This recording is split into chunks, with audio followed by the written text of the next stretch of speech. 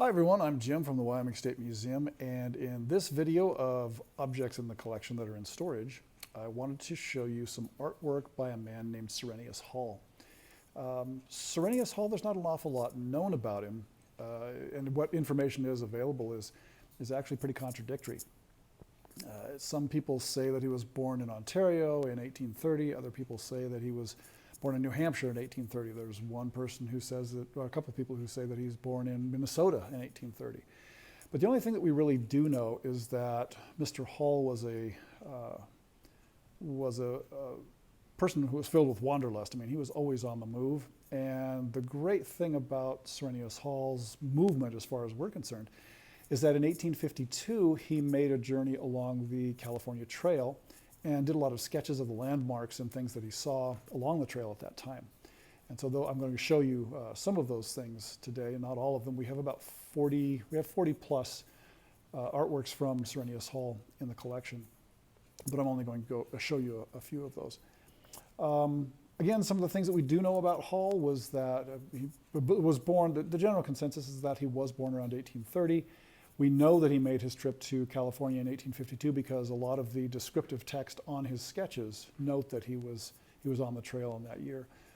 But we also know that he made a journey with his brother in 1861 down to Peru. His brother was dying of consumption, and so he went with his brother down to Peru so that they could live 10,000 feet up in the Andes in the hopes that the high, dry air would help his brother with his condition.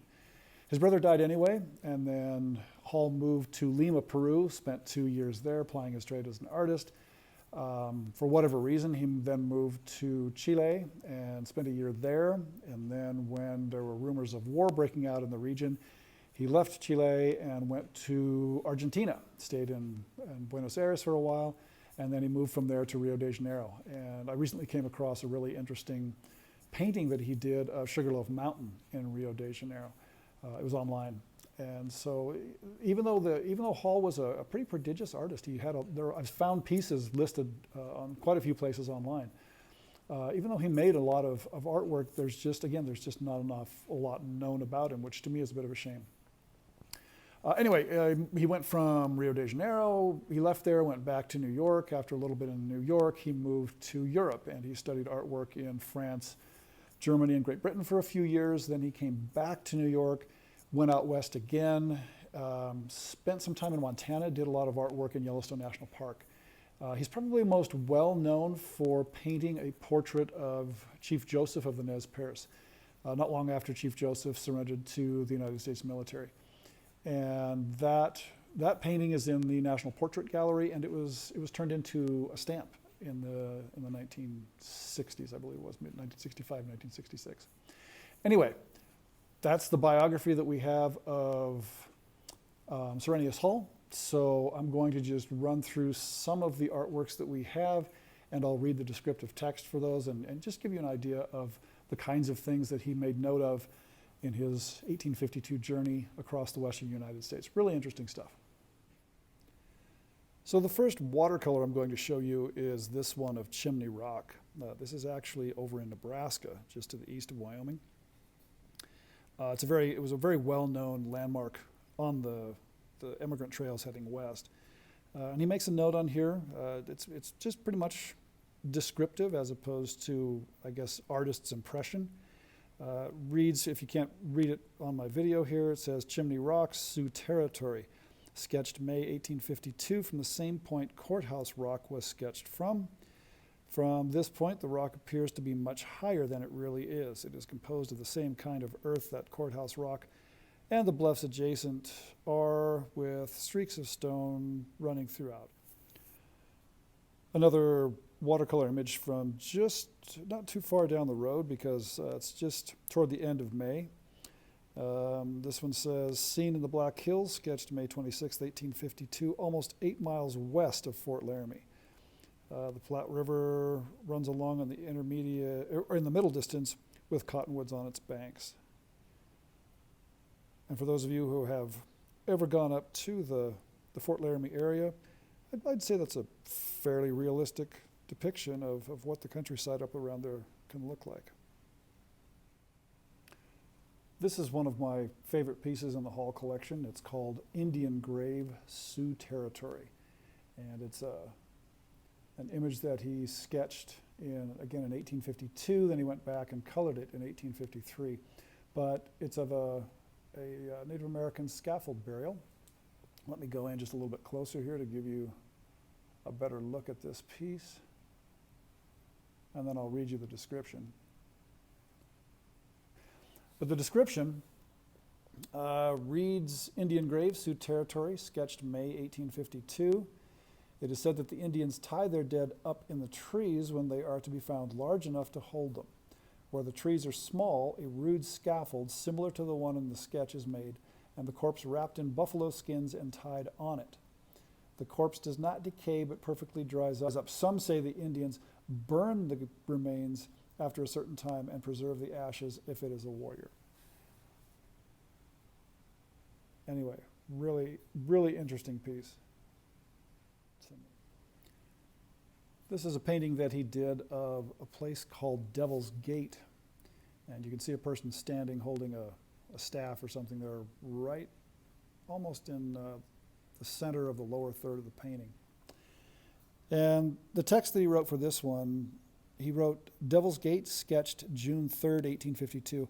This is indeed the most singular scenery on the whole route to California. One of the early emigrants, it is said, climbed up from behind it and was looking over the precipice when he lost his balance and fell to the bottom. Partway up in one of the cavities in the rock may be seen the bones of a man's arm. I don't think that he actually tried to put that in here. I think that was just in his description, but still another very well-known landmark on the Emigrant Trail West, Devil's Gate, with the Sweetwater River running through it. This next one is an image of some folks getting ready to go across the Green River in western Wyoming. No description was attached with this one. I guess maybe he assumed that it was pretty self-explanatory. If you look here in the middle, you can see a ferry going across the river. These folks over here are waiting on this sandbar to be picked up to make their way across. There were a lot of ferries that operated on the rivers headed west along the emigrant trails. It was much safer to take a ferry than it was to try and run your wagon across the river itself. Wagons often lifted off of the river bottom and floated down to be spilled over, and that was it's a bad thing to have happen when all of the possessions that you had and had put together for the long journey out west were lost in the river. That was something you really wanted to try and avoid. But a lot of entrepreneurs set up ferries to help people get across the river a bit more safely. So a lot of the sketches don't seem to fit in with the chronology of Cyrenius Hall's first 1852 journey out west. And he may have made the trip again, or he may have traveled up and down in California and visited some places as far north as Oregon. But we're really not sure because there's just not enough information about the time and about the names of some of these cities that some of the cities have the same name in a number of different states. But this one is of Nevada City, sketched in October of 1853. Go in a little bit so you can see some of the detail, although there's not an awful lot. It would be interesting if we could find an 1853 map of Nevada City and see how close some of this is to, say, a surveyor's map of the city. But the information that he combined with this, it says Nevada City, sketched October 23rd, 1853, first settled in the latter part of 1849, situated 66 miles a little northeast of Sacramento City. And this is a mining town, of course, and he seemed to have a real interest in mining towns. The diggings are deep placer and quartz veins, and a good many quartz mills are now in operation in this place. The town is not very pleasantly situated, but the tall pine trees scattered through it improve it greatly in appearance. The second to last one I'll show you today is of Auburn, California, I assume. As you can see there, it's October 22nd, 1853. Cyrenius Hall seemed to have been kind of enamored of this place because over here on the lower right corner, this looks like this was added on as an afterthought. It has down Sweet Auburn, loveliest village of the plains. Again, some interesting architecture here. I know that Auburn, California was an important location during the California Gold Rush. So I'm assuming that this is Auburn, California. But again, got to find that map that'll allow me to compare the sketch to some sort of historic document. And finally, we have this one that Hall did on January 30th, 1854, called California Minstrels. What exactly this is, I'm not sure. If it was people who were performing in the street for money or whatever, but there are no details that came along with this particular sketch.